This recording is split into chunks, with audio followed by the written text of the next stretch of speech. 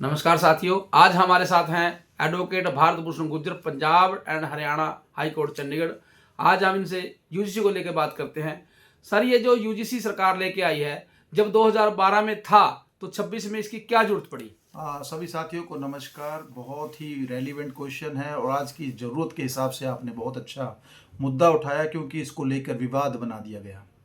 और कुछ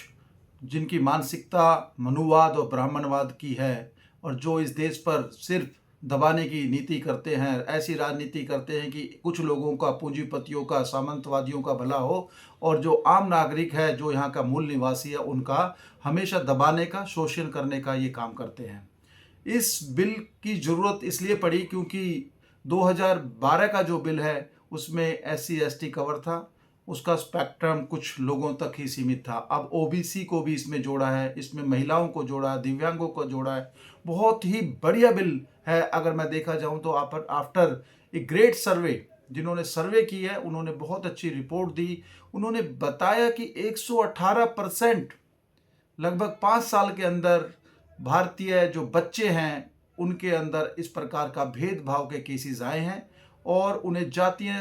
के तौर पर या किसी अन्य तौर पर रंग को लेके भी और उनके जेंडर को लेके भी उन पे कहीं ना कहीं ऐसा उत्पीड़न होता रहा है और होता कर रहे हैं लोग। तो उसको देखते हुए सरकार ने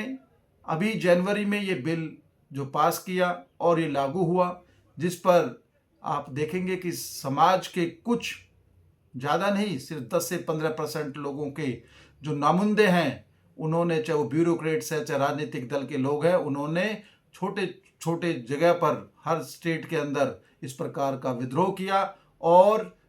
प्रधानमंत्री की गरिमा को भी गिराने का काम किया। उन्होंने प्रधानमंत्री के लिए भी अपशब्द, गाली गलौज, गृह मंत्री के साथ भी गाली गलौज जैसे वर्ड यूज करे, जिससे कि उनको पता चलता है कि वो किस मानसिकता के हैं। उन्होंने तेली जैसा वर्ड यूज करना मैं समझता हूँ गलत है।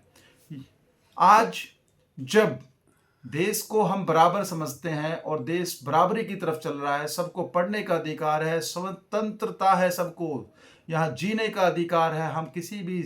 रीति रिवाज या किसी भी धर्म की उपासना कर सकते हैं, जहाँ पर देश संविधान से चल रहा है, आज ये लोग उसी मनुवाद से चलाना चाहते हैं और इन्हें बार बार प्रयत्न करते हैं कि किसी भी प्रकार से संविधान को तोड़ मरोड़ दिया जाए और उसकी गला घोट दिया जाए, पर ऐसा हो नहीं पा रहा इनसे। अब मैं आपको बताता हूं कि किस प्रकार से ये यूजीसी बिल को सरकार ने लाए है और यूजीसी ने क्यों बनवाया। आपको पता होगा कि 2016 में रोहित वेमुला, बहुत ही प्रतिष्ठित, बहुत ही होनहार बच्चा हमारा, उसने इस प्रताड़ना से, इस कुंठा से, इस जातीय विभिन्नता के कारण और मानसिकता के कारण, मनुवाद की सोच की वजह से आत्महत्या की। उसके बाद एक और बेटी ने, पायल तड़वी, जिसने भी इसी से तंग होकर, इस जो ये लोग इन्होंने उसको तंग किया, हैरेसमेंट किया, बुलिज्म, और उसके साथ जो ये अनफेयर प्रैक्टिसेस यूज़ करते थे, डेरोगेटरी रिमार्क्स यूज़ करते थे, जातीय लोगों पर जो उस पर तंग किया, तो उसने, बेटी ने बाद में आत्महत्या की। जिसके बाद में रोहित वेमुला की माँ और पायल तड़वी की माँ सुप्रीम कोर्ट की तरफ रुख किया और वहाँ PIL डाली, जिस पर सुप्रीम कोर्ट ने 2019 में कहा कि इस प्रकार की कमेटी बनाई जाए जिससे कि ये भेदभाव खत्म हो और ऐसे रूल्स और रेगुलेशन बनाओ ताकि समाज में समानता आए। यहाँ पर उसमें जो कमेटी बनाएगी उसको हेडेड किया दिग्विजय सिंह, जो कि चीफ मिनिस्टर मध्य प्रदेश रहे। उन्होंने हेडेड किया और बहुत ही अच्छे रूल्स बनाए। उन्होंने कहा कि इक्विटी स्काउट होनी चाहिए। उन्होंने कमेटी की बात करी जिसमें विभिन्न प्रकार के लोगों को उसमें शामिल किया जाए।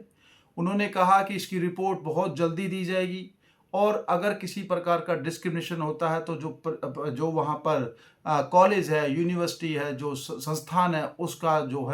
उसका जो एफिलिएशन है वो कैंसिल होगा, उसका जो एड मिलती है उसको, फाइनेंशियल एड, वो भी ख़त्म होगी। तो कहीं ना कहीं से ये बहुत ही अच्छा प्रयास है और जो लोगों के मन में ये ख्याल आ रहा है, जो विवाद बना रहे हैं, वो चाहते नहीं कि जो 85% है वो 10% के साथ बराबर खड़ा हो जाए, शैक्षणिक तौर पर, पद के तौर पर, गरिमा की तौर पर। उनकी गरिमा को ये चीज़ चैलेंज कर रहे हैं। तो इसमें एक चीज़ और बताना चाहूँगा कि मैं, जब ये इस प्रकार का वाद विवाद बनाया गया, विद्रोह किया, प्रोटेस्ट एजिटेशन चल रहे थे, तो वो प्रोटेस्ट एजिटेशन मैं देख रहा था, कुछ ऐसी संकीर्ण मानसिकता या ऐसे कुछ ही लोग थे, चंद लोगों ने, पर उन्होंने इतनी गंदी गंदी गालियां प्रधानमंत्री को दी जिससे मुझे तो बहुत ही शर्म आती है इन लोगों पर कि ये पढ़े लिखे लोग भी हैं या ये वो लोग हैं जो उच्च और कुलीन की बात करते हैं। हमारे 85% लोगों ने कहीं भर भी, जब इनका 10% का ईडब्ल्यूएस मिला, कहीं पर भी कोई विद्रोह नहीं किया। हमारे 85% लोगों ने इनके ईडब्ल्यूएस को लेके या जो ये संस्थागत आज हमारे संस्थाओं पर कब्जा करके बैठे हैं, चाहे वो सुप्रीम कोर्ट है, चाहे हाई कोर्ट है, चाहे जुडिशरी है, चाहे अन्य संस्थाओं पर जो ये राजनीतिक रूप से भी आज हमारे जो संस्थाओं पर कब्जा करके बैठे हैं, लोकतंत्र की हत्या करते हैं, दिन भर न्याय पर कब्जा करने की कोशिश करते हैं, न्याय तंत्र में भी ये इंटरफेयर करते हैं और ये बहुत सारे जजमेंट्स में भी आया है। अभी इलाहाबाद हाई कोर्ट ने कहा है कि सरकार को दिखाने के लिए कहीं ना कहीं हाफ एनकाउंटर किए जा रहे हैं, प्रमोशन मांगते हैं उनसे। तो मैं इसमें साफ कह देना चाहता हूं कि जो आपका ये क्वेश्चन है कि क्या जरूरत पड़ी, जरूरत है। आज 75 साल बाद भी आज़ादी के अगर हम लोग एक दूसरे के साथ कटुता रखते हैं, एक दूसरे को ऊंच और नीच और ऐसे शूद्र जैसे वर्ड यूज करते हैं, चोर डाकू कहते हैं, या हमें भैंस चराने वाले या गाय चराने या चुटिया उखाड़ देते हैं, तो मैं समझता हूं यहां बहुत जरूरत है।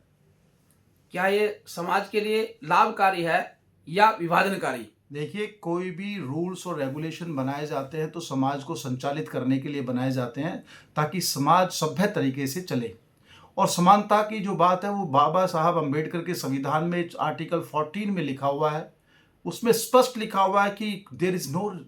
डिस्क्रिमिनेशन, और डिस्क्रिमिनेशन जो करेगा he has to be, I can say, punished. So यहाँ पर सीधी सी बात है समाज के लिए, क्योंकि 85% लोगों की बात है। 10% की मानसिकता खराब हो सकती है, सारे खराब नहीं हो सकते, पर वो 10% के लोग समाज में भेदभाव कर रहे हैं, ऐसी नीतियां बनवा रहे हैं जाकि 85% के बच्चों को ये एनएफएस करवा देते हैं, नोट फाउंड सूटेबल, और इंटरव्यू में उनके मार्क्स कम करके उनको डिमोरलाइज किया जाता है, कहीं ना कहीं उनकी प्रतिभा को खत्म करने का काम किया जाता है, उनके हकों पर डाकू बन के बैठे हैं लोग। तो मैं यहां से एक भी कहना चाहूंगा कि यूजीसी बिल पर और जो यूजीसी रूल एंड रेगुलेशन पर 2026 में आज माननीय सुप्रीम कोर्ट ने बगैर सुने, बगैर दूसरे को पक्ष को सुना और जो ये स्टे कर दिया गया है, और जिसमें सुप्रीम कोर्ट के जो माननीय चीफ जस्टिस है उनका ये आता है कि ये वेग है, और उसमें ये भी लिखा there is possibility of misuse. Sir, मैं यहाँ से कहना चाहूँगा, आप पूरे देश को अवगत करा देता हूँ, कौन सा ऐसा कानून है इस देश में जिसका मिसयूज नहीं होता।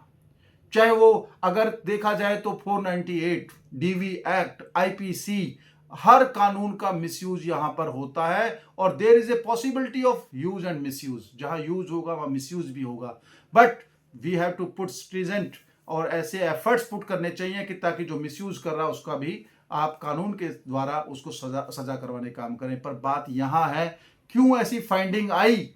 कि सिर्फ ये 10% या 15% लोग ही की मानसिकता है, और वो फाइंडिंग में आप देखेंगे तो उसमें जो बीजेपी के भी कई मंत्री उसमें शामिल रहे, और कांग्रेस के भी हैं, अन्य पार्टियों के भी है, सभी को दिक्कत है इससे, क्योंकि समाज को ये तोड़ने का काम कर रहे हैं। आज समाज के लोग समझ चुके हैं, आज हमारा 85% वर्ग समझ चुका है, SC ST OBC समझ चुका है कि अब नहीं, अब हम पिछड़े नहीं रहेंगे। अब अगड़ों को समझाने का काम करेंगे, कानून से, विधान से, और इस देश के नियम बना के तुम्हें बताएंगे कि अब हमारे साथ नाइंसाफी बिल्कुल बर्दाश्त नहीं होगी। मैं इसमें एक बात और कहना चाहूंगा कि संयम का परिचय दें। मूल निवासी हैं आप, कोई भी ऐसा झगड़ा या वाद विवाद या किसी को दूसरी जाति को आप टारगेट ना करें, और कानून के पर भरोसा रखें, न्यायालय पे भरोसा रखें। जरूर इसका जो विवाद बनाया गया है ये स्टे है, परमानेंट नहीं है, ये खत्म होगा और ये कानून लागू होगा, और हमारे बच्चे यूनिवर्सिटीज़ में, कॉलेजेस में और अन्य संस्थानों में गरिमा के साथ, इज्जत के साथ और एक बराबरी के साथ विद्या ग्रहण करेंगे, शिक्षा ग्रहण करेंगे, और इस देश की प्रगति में, इस राष्ट्र की प्रगति में, विकास में, और इस राष्ट्र को ऊपर ले जाने का काम करेंगे। जय हिंद, जय भारत।